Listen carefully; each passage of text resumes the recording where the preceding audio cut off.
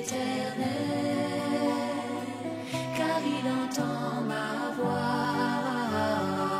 Il a penché vers moi son oreille, et je le chanterai toute ma vie.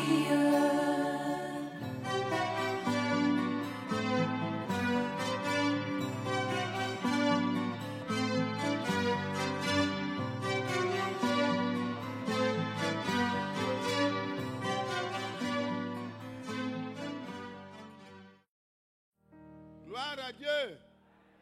Gloire à Dieu.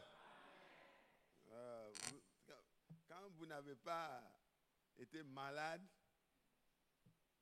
tout près de la mort, vous ne comprenez pas comment c'est doux d'avoir un pays où on ne sera plus malade, où on ne va pas mourir, où on ne va plus vieillir. Mais le Seigneur sait que chacun de nous a besoin de ça. Si Dieu t'a fait grâce que tu te portes bien, il ne faut pas t'attacher à ta petite santé temporelle là. Il faut t'attacher à cette promesse-là. Parce qu'elle est meilleure. Que son nom soit loué. Que le nom du Seigneur soit glorifié. Nous allons regarder dans quelques promesses de Dieu et nous allons être conduits par le frère Bado dans la prière. Et on va aboutir à l'heure de l'écoute pour tous ceux qui peuvent être là. Et nous souhaitons que tout le monde soit là. Amen. Parce que tout le monde pourra tirer le meilleur profit. Amen. C'est meilleur de pouvoir avancer ensemble pour que nous n'ayons pas vraiment des surprises. Mais savoir ce que Dieu dit est une chose, mais la mettre en pratique est une autre chose. Donc chacun de nous doit savoir que le Seigneur compare ceux qui mettent la parole en pratique après l'avoir écoutée à des hommes sages. Amen. La catégorie des hommes sages qui aboutiront aux vierges sages, qui aboutiront à l'entrée dans la porte bien ouverte des noces avant qu'elle se referme, c'est cette catégorie-là. Ceux qui écoutent la volonté de Dieu, qui la connaissent et qui la mettent en pratique. Je dis non, mais ce n'est pas tous ceux qui me disent Seigneur, Seigneur, qui vont entrer, mais c'est ceux qui font la volonté de mon Père. La volonté du Père, c'est que nous puissions faire notre part.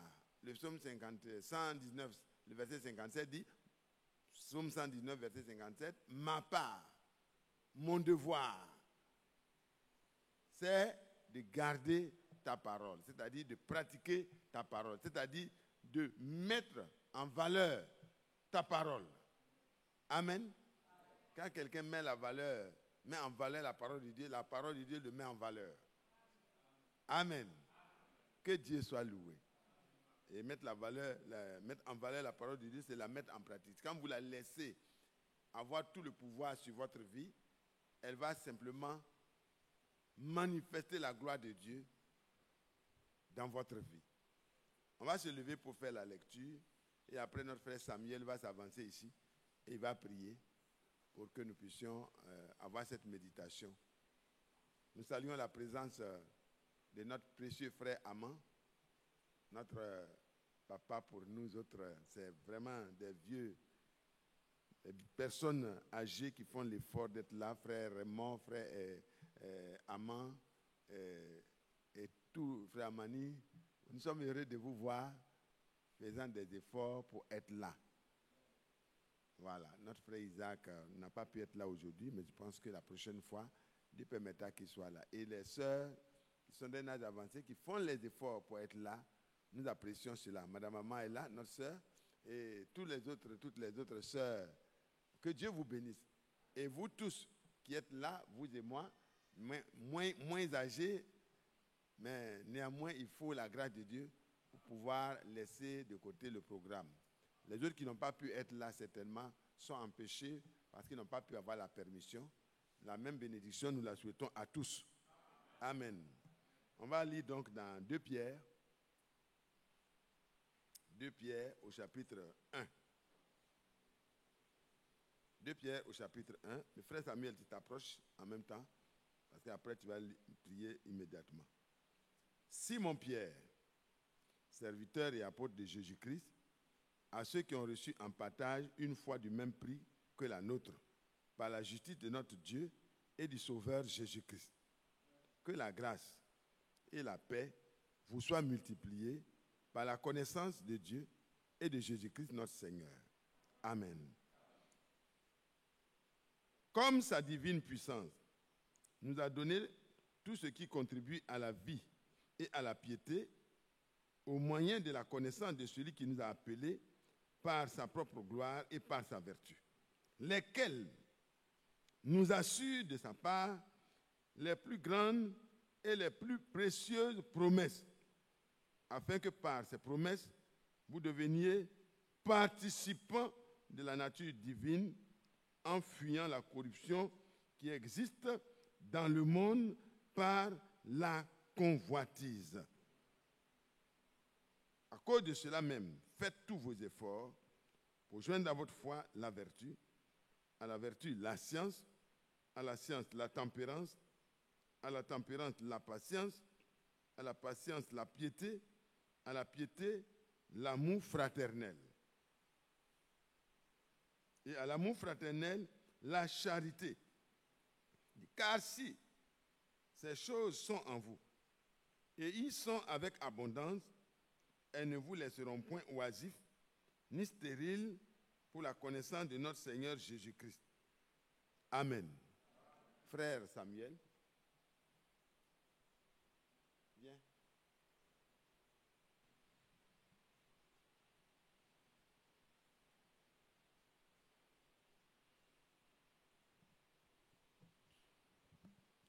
Je vous salue dans le nom de Jésus. Amen. Notre Dieu, notre roi, nous te sommes reconnaissants. Parce que c'est une grâce pour nous, d'abord de savoir que nous sommes au temps du soir. Seigneur, si nous sommes encore dans la marche, c'est parce que toi qui es le chemin, tu nous as pris sur le chemin. Et toi qui es la vérité, tu es en train de nous conduire dans la vérité. Toi qui es la vie, tu nous donneras la vie éternelle. Amen. C'est pourquoi, bénis tous ceux qui sont là ce matin. Tous ceux qui ne sont pas là et qui sont attachés à ta parole, bénis-les de même. Amen. Seigneur, conduis toutes choses, afin qu'aucun de tes enfants ne se perde. Tiens-les bons, Amen. car l'ennemi ruge. Seigneur, sans toi, nous ne pouvons rien faire. C'est vrai. Nous comptons sur ta grâce. Fais-nous grâce. Il n'y a pas de plus fort. Non. Seigneur, fais-nous grâce. Encore une fois de plus, nous te disons merci. Merci parce que tu nous as fait la grâce de vivre encore et de connaître ces choses glorieuses. Seigneur, conduis l'église d'Abidjan. Alléluia. Sois le directeur. Sois tout. Fais tout. Amen. Pour que l'église d'Abidjan soit vraiment la colonne de l'appui de la vérité. Amen. Et cela, nous te le demandons dans le nom de Jésus-Christ. Amen. Alléluia. Amen. Dieu bénisse notre frère. Connaissez, qui connaît le frère Samuel? Qui le connaît? Levez la main, quelques-uns. Voilà. L'assemblée s'est beaucoup renouvelée. Frère Samuel est serviteur de Dieu à Ondoyo. Ondoyo, c'est un frère vraiment avec lequel nous marchons depuis longtemps. Donc, il est là et il est venu participer. Comme chaque fois quand il est là, il est toujours avec nous pour partager les moments de prière. Que Dieu soit loué. Je veux que nous puissions parler des promesses. Amen. Que Dieu soit loué. Mais vous savez que le frère disait la dernière fois que ce ne sont pas les bénédictions qui sont la priorité pour les enfants de Dieu. Les bénédictions sont une conséquence de la grâce de Dieu. Amen. On a parlé de l'alliance d'abord. Il faut être dans l'alliance. Ismaël était un enfant issu des reins d'Abraham, mais c'est en Isaac, l'enfant promis, que Dieu a dit, c'est en lui que je vais placer mon alliance. Et c'est là aussi que les promesses qui accompagnent l'alliance se trouvaient. Et par conséquent, les bénédictions, s'en suivent. Amen. C'est important pour nous, ne dormez pas. C'est important pour vous et moi de voir où nous en sommes. Parce que les promesses de Dieu, c'est maintenant, celles qui doivent se réaliser pendant notre vie terrestre, il faut qu'elles se réalisent. Ce n'est pas après. Il y a des promesses qui sont réservées après notre enlèvement. Il faut d'abord être là-bas avant de voir l'accomplissement de celles qui seront là-bas. Et comme nous sommes déjà sur la terre, nous devons expérimenter celles qui sont déjà pour ce temps. Voilà ce qui est dit. Simon-Pierre, serviteur et apôtre de Jésus-Christ. Vous connaissez l'histoire de Pierre. Ce n'était pas forcément un homme brillant sur le plan intellectuel, je veux dire sur le plan de la connaissance à l'école. C'était un pêcheur. Il savait pêcher correctement. Si peut-être il y avait de l'expertise en la matière, il pouvait en faire bénéficier d'autres. Parce qu'il a vraiment appris. Et vous savez qu'une seule nuit, une nuit est arrivée où il a travaillé avec toute l'expertise, il n'a rien trouvé. Et Pierre était fatigué, il est sorti avec toute l'entreprise de pêche et ils étaient là en train de nettoyer les filets sans espoir. C'est là que le Seigneur lui a demandé, il faut retourner dedans pour que je puisse m'asseoir dans ta barque et je vais prêcher la parole de Dieu. Après une nuit difficile, vous savez que souvent, on trouve des raisons pour ne pas venir aux réunions parce qu'on est très fatigué, on a cherché le pain quotidien et on est vraiment fatigué.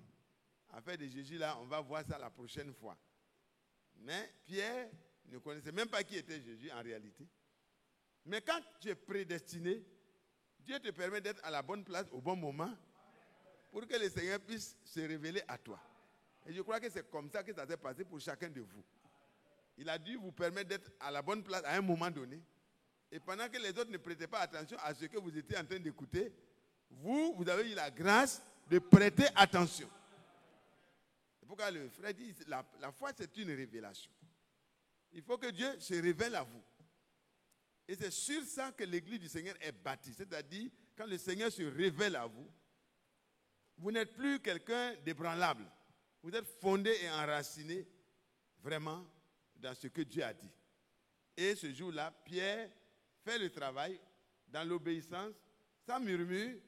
Et à la fin, quand le Seigneur a fini de prêcher, il dit, bon, il faut maintenant faire un autre pas. Tu vas avancer en eau profonde. Avancer en eau profonde, en matière de navigation, ce n'est pas forcément un travail aisé. Parce que les vagues viennent dans le sens contraire et il faut aller contre les vagues, contre les vagues, contre les vagues, contre les vagues, jusqu'à être en eau profonde. Donc toi aussi, mon frère, c'est la grâce de Dieu, tu as rencontré le Seigneur. Et tu t'es mis à sa disposition, c'est une bonne chose. Jusqu'à ce jour-là, chacun de vous fait les efforts pour faire la volonté de Dieu. Et le Seigneur apprécie ça.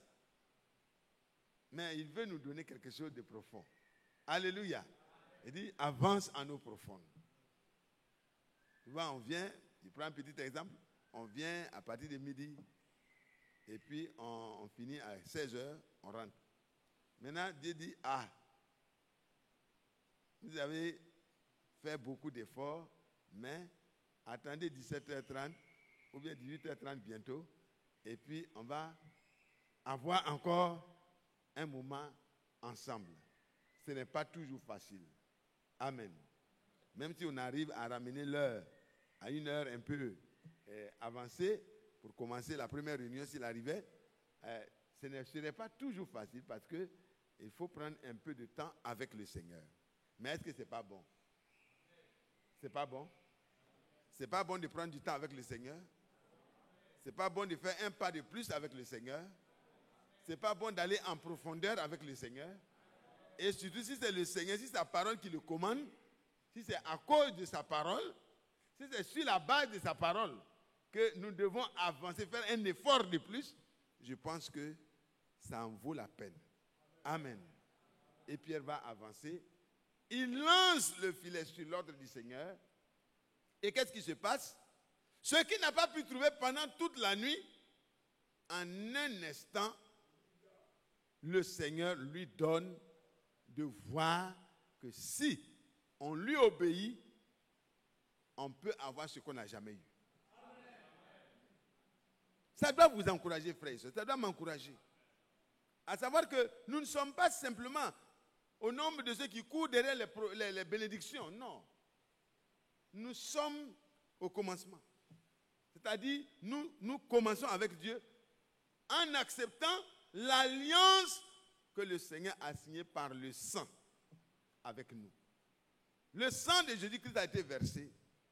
Toi et moi, nous avons été rachetés. Dieu nous a réconciliés avec lui parce que Dieu était en Christ. 2 Corinthiens 5, verset 19. Réconciliant le monde avec lui-même. Et il nous a légué le travail de continuer, de prolonger ses jours en amenant les autres à se réconcilier avec lui. Ce n'est pas par la parole, mais par les actes. Donc, Pierre se retrouve au bon endroit, comme toi tu t'es retrouvé au bon endroit. Il obéit, le Seigneur lui fait vraiment don de se révéler à lui. Quand il a fait cette pêche, et que Pierre est sorti, il s'est retrouvé en face du Seigneur, quelque chose se passe en lui comme quand Ésaïe se retrouvait en présence du Seigneur. Vous savez qu'Ésaïe a crié, « Je suis un homme pécheur. Je vis au milieu d'un peuple aux lèvres perverties. » Et moi j'ai vu ce que j'ai vu. J'ai vu le Seigneur. C'est que je vais mourir. Il dit non, ce n'est pas pour te faire mourir. Et Pierre cria, « Seigneur, retire-toi de moi. Je suis un homme impur. Je ne suis pas bien, je suis un pécheur. Un pécheur. En plus d'être un pécheur, il était un pécheur, comme toi et moi. Et le Seigneur va lui dire, non, je ne suis pas venu pour que tu te retires de moi ou bien que je me retire de toi. Je vais faire de toi désormais un pécheur d'hommes. Alléluia. Je te suis apparu, je suis venu à toi, tu as été attentif et obéissant. Le miracle de cette pêche-là est juste une image des pêches fructueuses que tu vas faire pour le royaume de Dieu. Alléluia. Et quand ce Pierre-là, se présente avant de nous donner les conseils que le Saint-Esprit a mis sur son cœur, il se présente. Il veut montrer que, frère, je ne suis rien, mais je suis serviteur et apôtre de Jésus-Christ. Parce que le Seigneur lui a dit, viens, suis-moi parce que je ferai de toi un pécheur d'homme. Et plus tard, il était au nombre encore de ceux que le Seigneur a sélectionnés pour être parmi les 12. Donc ce n'est pas quelqu'un qui n'a pas d'identification claire qui nous a adressé cette lettre de la part du Saint-Esprit. Le Seigneur l'a rencontré, il a rencontré le Seigneur. Il a eu confiance déjà dans l'eau. Quand le Seigneur lui a dit, avance en eau profonde et jette ton filet, il n'a pas fait de dissertation. Il s'est avancé en eau profonde.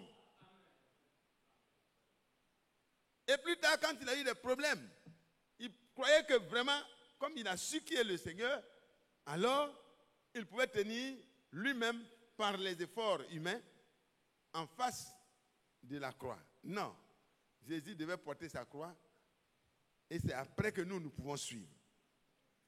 Il dit, Seigneur, si tout le monde s'en va, ça c'est dans Jean 13, vous pouvez le lire. Si tout le monde s'en va, moi je serai avec toi. Je ne peux pas te laisser. Et le Seigneur lui dit, non, tu ne pourras pas aller loin. Mais plus tard, tu seras prêt effectivement. Amen. Et cet homme-là, à qui le Seigneur s'est révélé de manière merveilleuse, à qui le Seigneur a confié une tâche, il parle à toi et moi en disant que il s'adresse de la part du Seigneur à ceux qui ont reçu en partage une foi du même prix. Est-ce que ça ne te réjouit pas, frère? Moi, ça me réjouit. Ma foi n'est pas une foi d'une église évangélique. Ma foi n'est pas une foi d'une église catholique.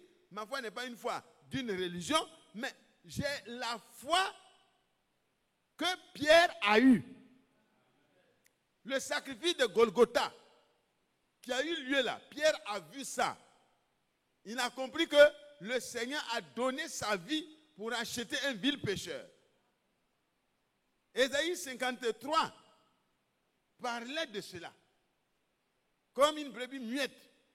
Le Seigneur a accepté d'être dépouillé de tous ses droits pour que toi et moi, nous ayons part à la grâce et à la miséricorde de Dieu. Et Pierre a cru. Pierre s'est repenti, il a pleuré. Quand il a trahi le Seigneur, il a pleuré, il a pleuré. Et le Seigneur avait déjà dit, quand tu seras converti, affermis les autres. Et il t'écrit maintenant, parce qu'il est converti. Il est rempli du Saint-Esprit. Il est investi du pouvoir de Dieu. Et il s'adresse à toi et moi en disant, toi qui écoutes la parole de Dieu, que le Seigneur a confiée à Pierre. Regardez dans la maison de Corneille. Quand Pierre est arrivé, c'était des personnes qui étaient des païens comme toi et moi. Quand il a ouvert la bouche et qu'il s'est mis à parler, il dit, quand je me suis mis à parler, les cœurs qui étaient là ont écouté la parole de Dieu. La parole révélée de Dieu par le Saint-Esprit. Alors que la foi vient de ce que l'on entend et ce que l'on entend de la parole de Christ. Quand ils ont entendu la parole que l'Esprit de Dieu révélait dans leur cœur et que Pierre est arrivé dans Acte 10, le verset 43, il dit que tous les prophètes rendent de Jésus-Christ le témoignage que quiconque, quel que soit son passé, même un brigand à la croix, alléluia, que quiconque, le sang de Jésus-Christ, le sacrifice de Jésus, l'alliance nouvelle et éternelle a été efficace pour arracher un brigand, pour arracher un criminel des mains du diable. Alléluia. Ça a arraché une prostituée qui ne pouvait pas s'en sortir. 7 démons sont sortis ce jour-là. Ça a arraché vraiment beaucoup de personnes. Un homme qui était possédé d'une légion d'anges.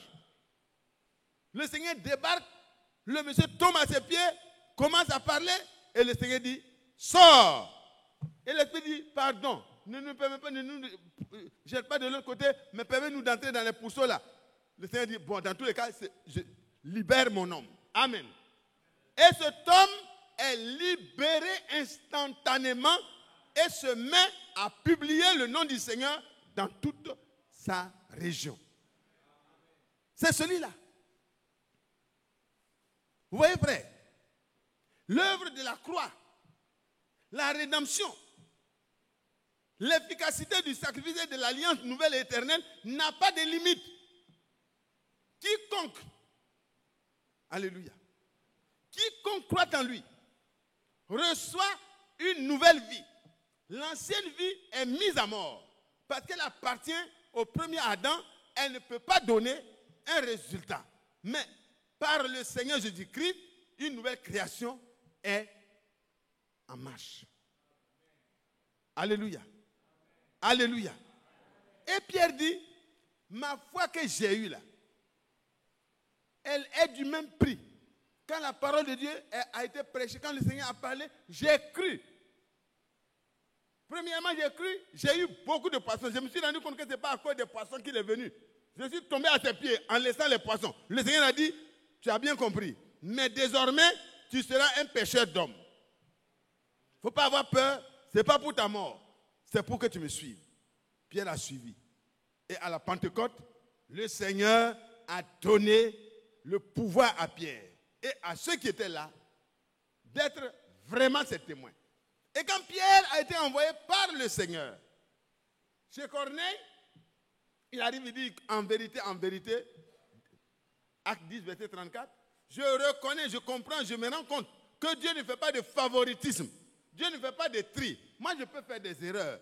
Je peux ne pas arriver à faire la même chose que je vais faire à frère Soro. Je peux ne pas arriver à faire la même chose à frère David au même moment. Parce que je suis limité. Mais Dieu là, il est capable d'être vraiment rec en tout. Il ne fait pas de favoritisme. Hein.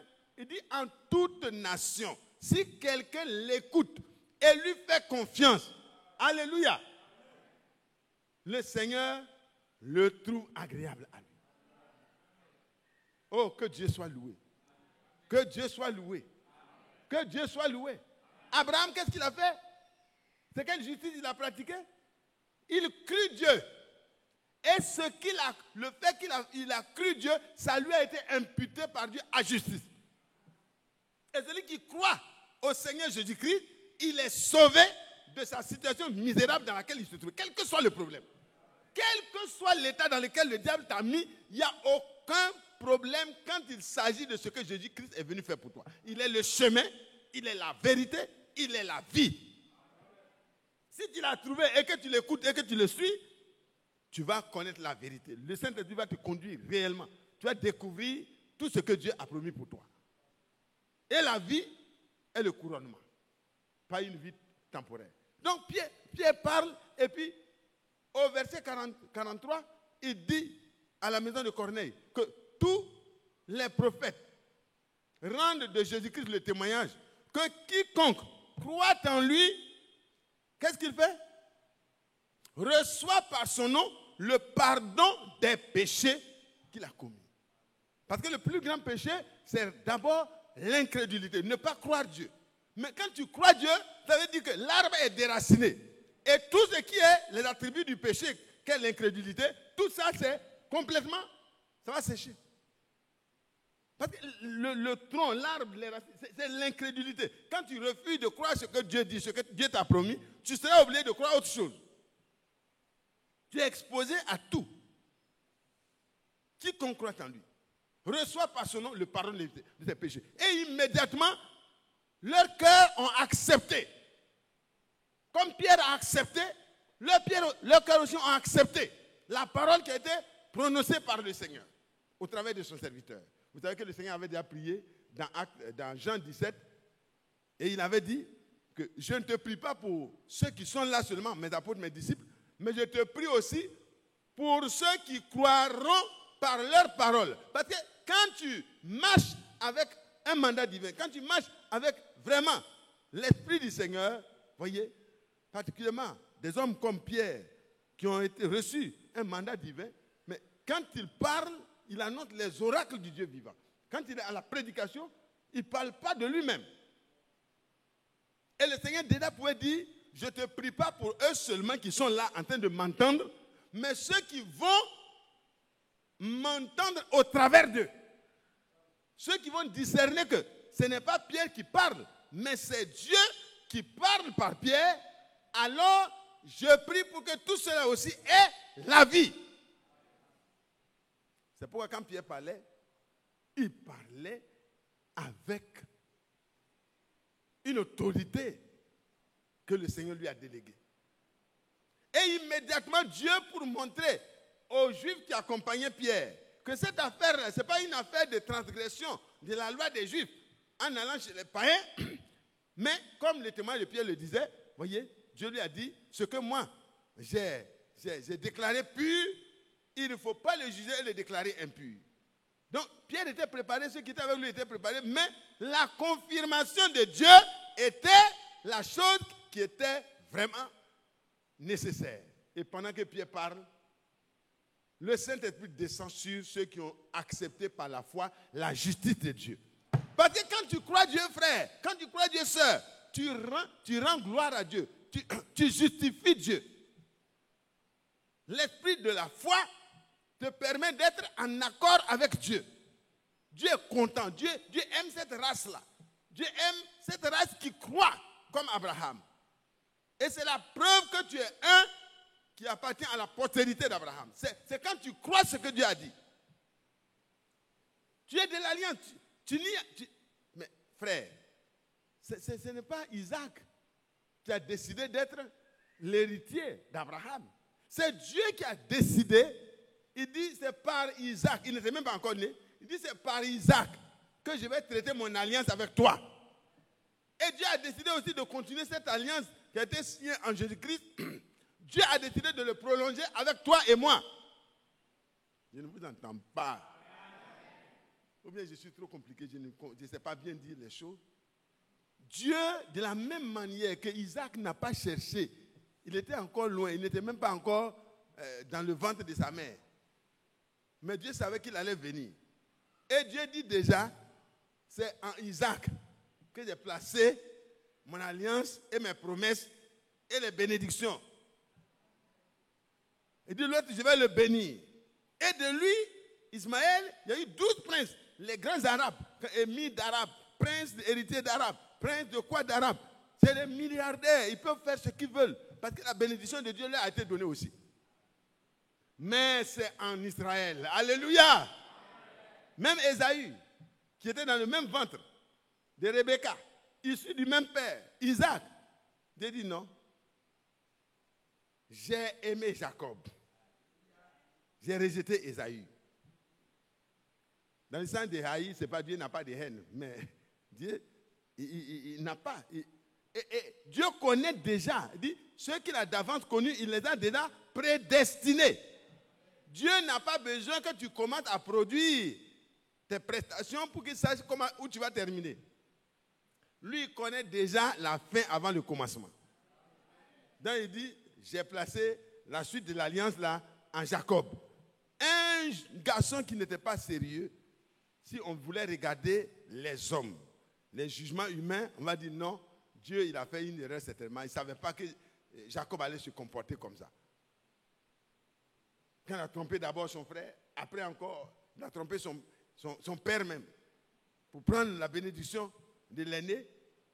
Mais lui-même, il avait peur. Il dit, mais papa, maman, si je m'en vais comme ça, et si mon père il connaît la voix de son fils, et puis l'autre là, il est velu, moi je suis nu. J'avais dit, je n'ai pas de poils. Ainsi, papa dit, approche-toi, et qu'il me tâte. Tu vois que c'est Jacob, c'est la malédiction que je vais prendre en lui et place de la bénédiction. Sa mère dit non, je sais ce que Dieu m'a dit. Alléluia! Avant que vous soyez né, j'ai consulté l'Éternel. Je n'ai pas consulté un devin, je n'ai pas consulté un marabout. J'ai consulté Dieu. Et Dieu a dit que le plus jeune sera assujetti. Le plus jeune sera. Bon, l'aîné sera assujetti au plus jeune. L'aîné sera assujetti au plus jeune. Et quand la naissance se faisait, Jacob a mis sa main. Et puis après, il a fait rentrer sa main. Et puis son frère est sorti. Et déjà dans le ventre, ils ont fait parler dans le ventre, ça bousculait. C'est pourquoi la dame est allée faire vraiment consulter le Seigneur. Et on dit, ah, les deux là, c'est deux combattants qui sortent. Et Jacob sort, il grandit à côté de sa mère. L'autre est un grand chasseur. Il va, il revient avec du gibier, c'est un héros, un grand. Vous savez que nous avons écouté le dimanche. Dieu agit dans la simplicité. Dieu n'utilise pas des grandes choses qui frappent au regard, non. Dieu utilise les choses viles, les choses qui n'ont pas de valeur, pour que quand tu vas voir ce qui se passe là, tu te rends compte que ce n'est pas la personne, mais c'est Dieu agissant. C'est pourquoi il a choisi Moïse. Mais quand il a choisi Moïse, pendant que Moïse était vigoureux, un grand général, un grand savant de l'Égypte, et tout le monde avait les yeux sur lui, certainement, si quelque chose doit se passer, ça pourrait passer par lui. Et lui aussi, il a dit, bon, je vais leur montrer que c'est moi.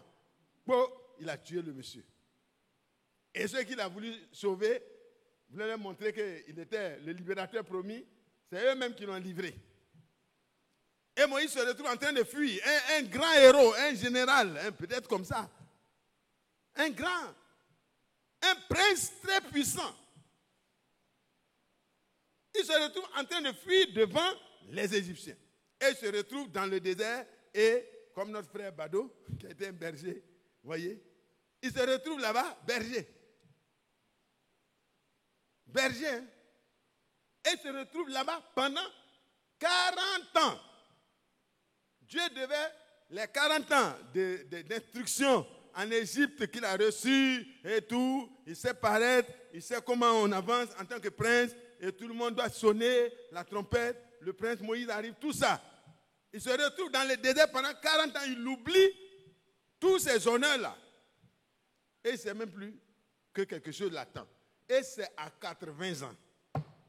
Pensez un seul instant que Dieu se lève, il dit au frère Amand, ou bien au frère bien-aimé Raymond, que aujourd'hui là, maintenant là, dans ton âge là, tu n'arrives même pas. Bon, et Dieu lui dit, c'est là, je t'envoie pour aller délivrer mon peuple de cette nation puissante là.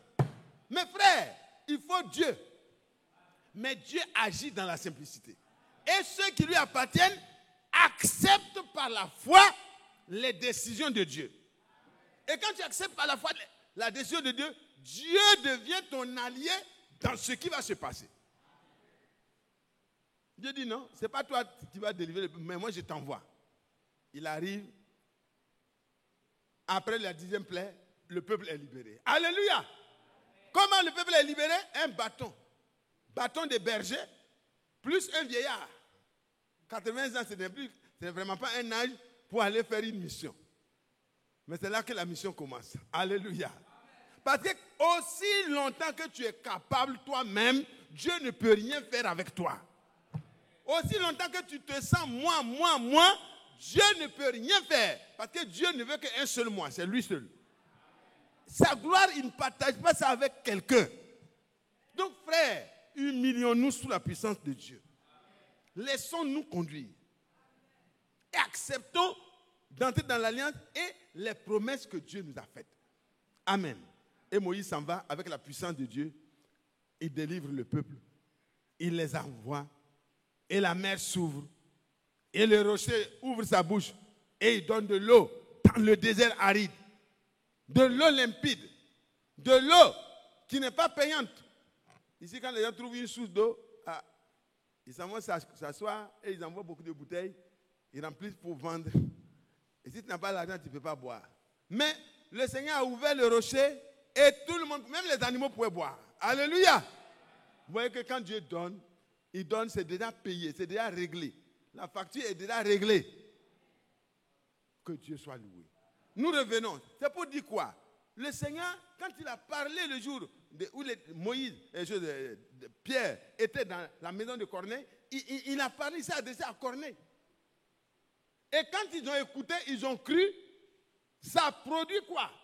La parole de Dieu dit que la foi qu'ils ont eue dans la parole qui est sortie de la bouche mandatée a purifié leur cœur. La foi qu'ils ont eue dans les promesses de Dieu, dans les sacrifices de Jésus-Christ, pour ôter le péché, a purifié leur cœur. Et si tu crois aujourd'hui, quelles que soient les difficultés que tu as rencontrées dans la marche, le Seigneur te donne la victoire sur toute la partie. Ils n'ont rien fait de spécial. Ils n'ont pas eu de réunion de mercredi, réunion de samedi, réunion de dimanche. Écoute, tout ça dedans. C'est en une seule écoute. En une seule écoute d'un homme mandaté qui a été envoyé pour qu'ils reçoivent ce qui est actuel. L'actualité de Dieu a été dans la bouche de Pierre.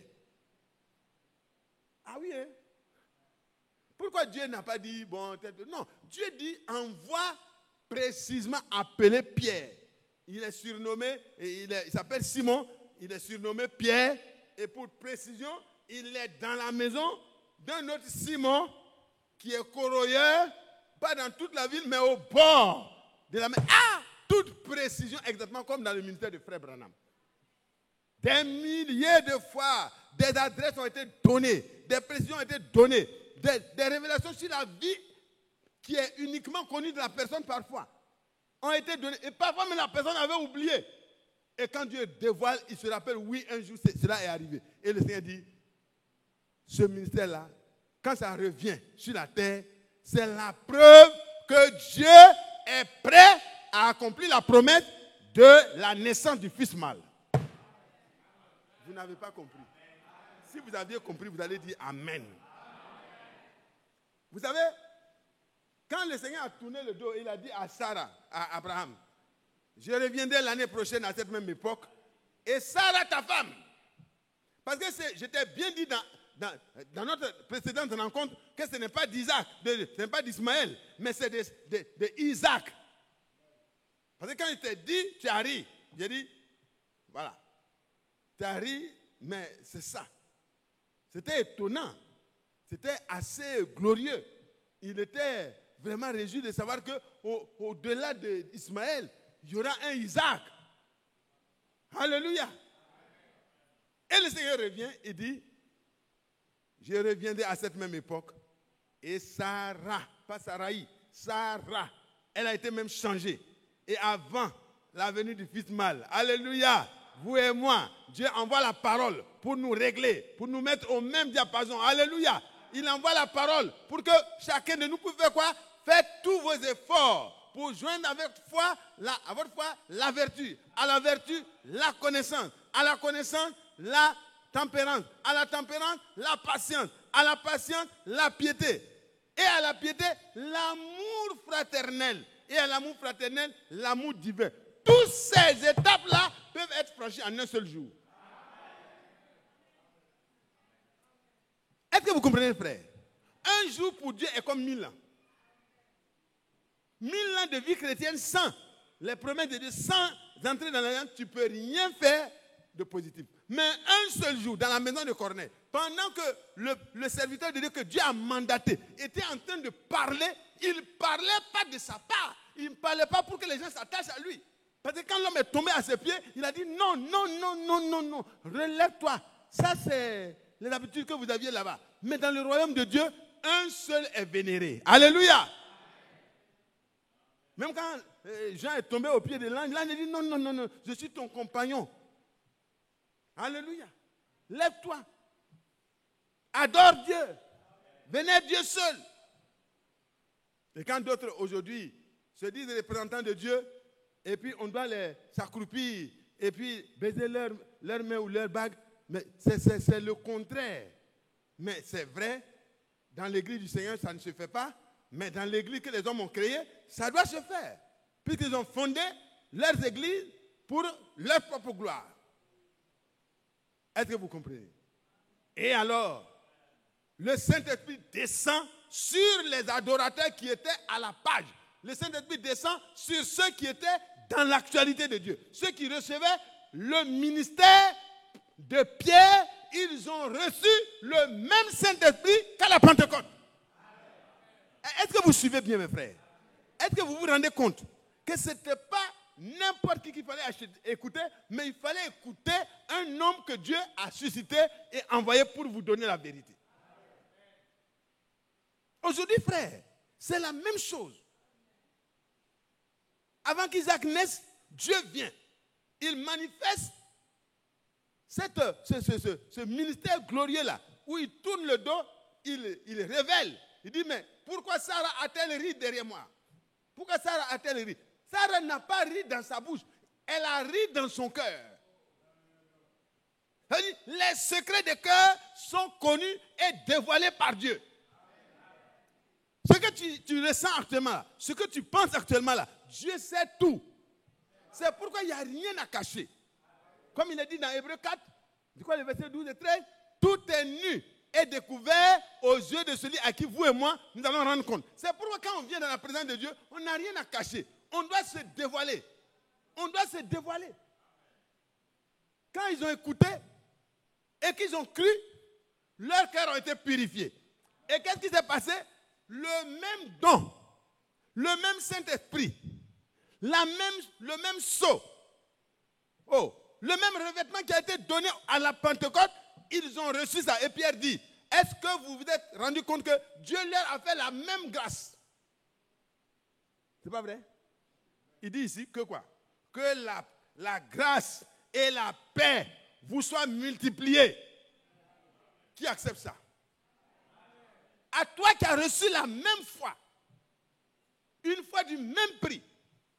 Leur foi ne venait pas des fables habilement conçues. Non, ils ont suivi le Seigneur. Ils l'ont entendu dire, je suis le chemin, la vérité et la vie. Et ils ont cru cela.